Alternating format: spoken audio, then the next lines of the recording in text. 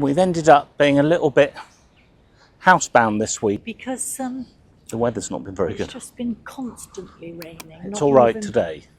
Not even chance to get out. Yesterday it was absolutely... Yeah. So today is just a little bit showery, but that's okay. Fine to get out and about today. But one thing we did manage to get to do last week when the weather was nice was get to the Brisbane camping show, wasn't it? Yeah, which was really good actually. We went on 2 days, didn't we? Thursday? Yeah. Which was very quiet, and then Saturday. With our friend Stephen Klett.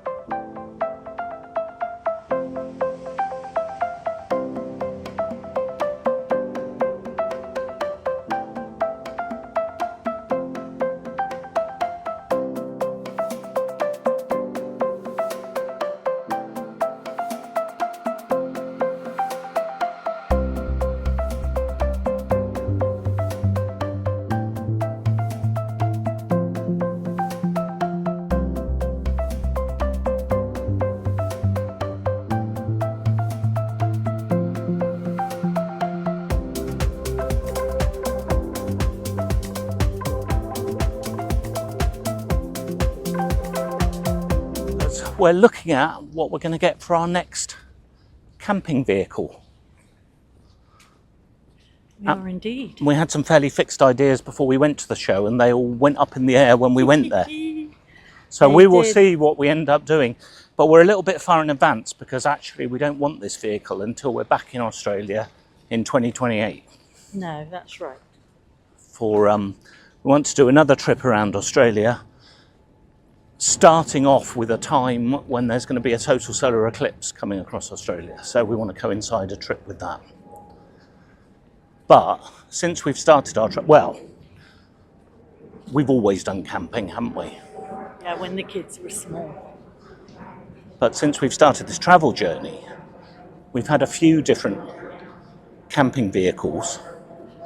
Well, we started off with a tent, darling. Yeah. Do you remember one of those? I think it was green, wasn't it? One of those ones that you sort of have to wrangle into like a small circle to put it away. That was good. And then it pops open.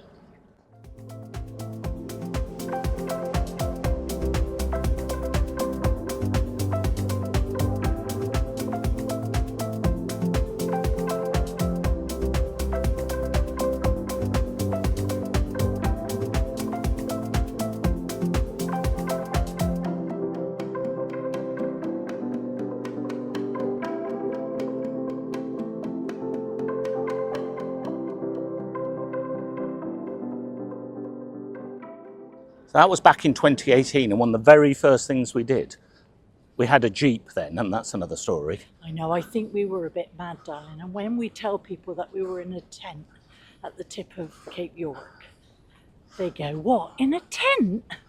We've, yeah, one of the first things we did was a Tagalong tour, which is where you join a group of people, and we went up to the very most northernmost point of Australia, Cape York. Went up to the tip of there with a group of people who knew a lot more about four-wheel driving than we did.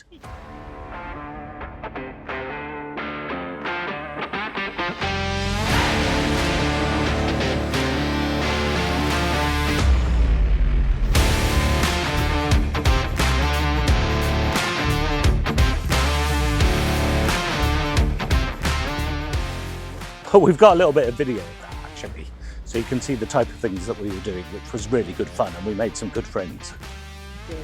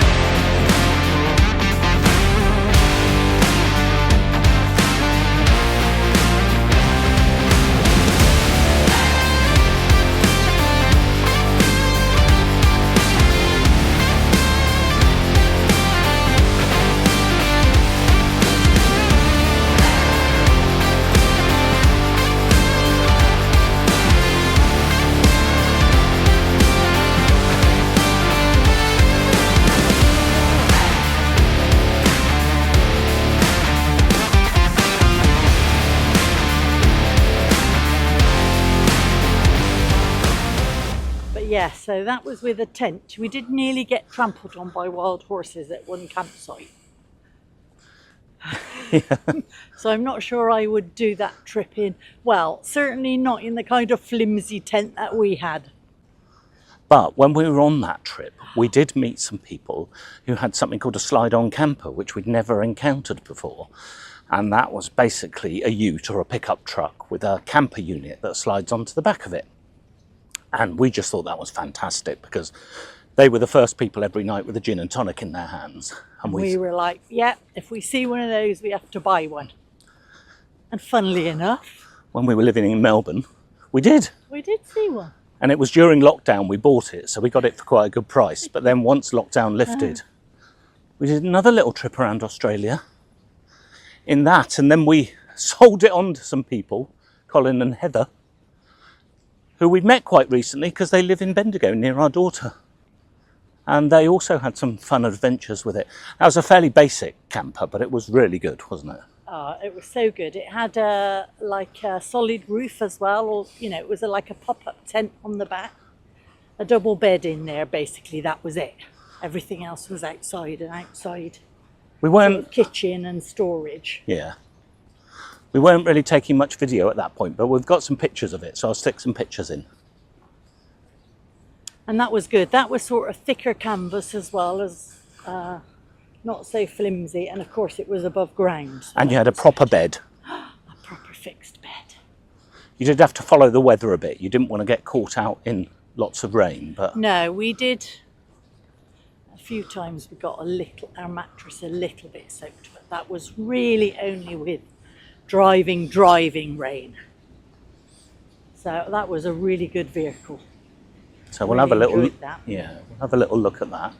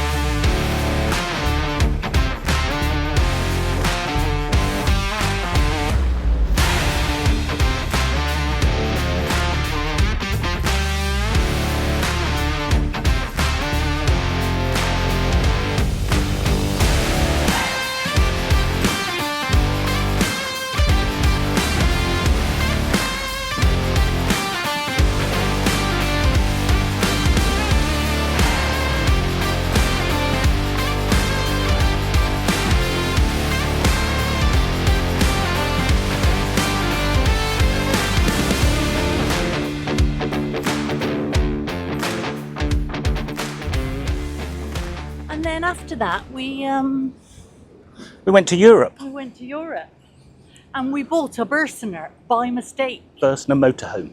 We did. So we went all the way from being tent campers through to having a motorhome. But that was fantastic, wasn't it? Oh, it was such a good. And I say we bought a Burstner by mistake because it was only really afterwards that we realised that Burstner is a very good make for motorhomes, very solid and reliable. So we had some great trips around that. We did some stuff in the UK, and we went across into France, down through Portugal and into Spain, and did a big loop around. Of course, now unfortunately you can only have 90 days in any 180 in Europe on our passports. But that was great.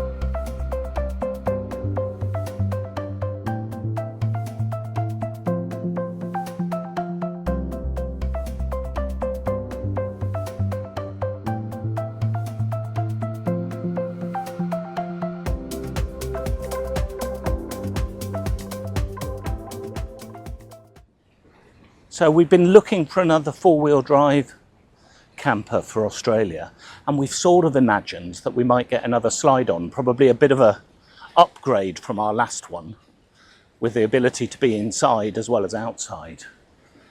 But we went to the camping show and we saw some four-wheel drive motorhomes, which turned our head a little bit. It did indeed. So watch this space. We will see what we end up doing. Oh dear. But as we say, that's going to be a little way in the future, because we got lots of plans for this year and next year, and it won't be until after next year, which is just as well, because the lead time on these types of vehicles is typically about a year for you to get them.